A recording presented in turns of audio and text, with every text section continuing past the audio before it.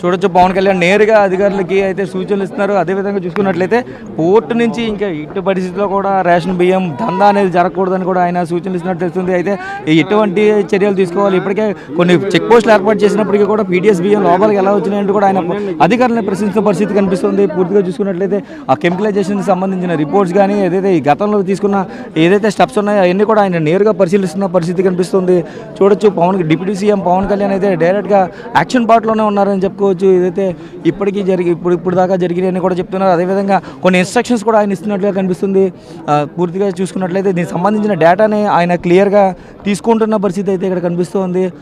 అదేవిధంగా కొన్ని పాయింట్స్ని ఆయన నోట్ చేసుకుంటున్నట్టుగా కూడా కనిపిస్తుంది. దీనిపై ముఖ్యమంత్రి చంద్రబాబుతో కూడా చర్చిస్తానంటూ కూడా ఆయన చెప్తున్న పరిస్థితి కనిపిస్తుంది. అయితే పీడిఎస్ని అరికెట్టేందుకు, పీడిఎస్ అక్రమ రేషన్ దందాని అరికెట్టేందుకు డిప్యూటీ సీఎం నడుం బిగించారని చెప్పుకోవాలి. అదేవిధంగా చూసుకున్నట్లయితే అధికారులు ఎవరైతే ఉన్నారో ఆ అధికారులకు సంబంధించి వారి డీటెయిల్స్ తీసుకుంటున్నారో ఆ డీటెయిల్స్ తీసుకోవడమే కాకుండా అసలు ఎలా పోర్ట్ లోపలికి పీడిఎస్ బియ్యాన్ని వచ్చాయంటూ కూడా అని చెప్తున్న ఆయన నిలదీస్తున్న పరిస్థితి కూడా కనిపిస్తుంది.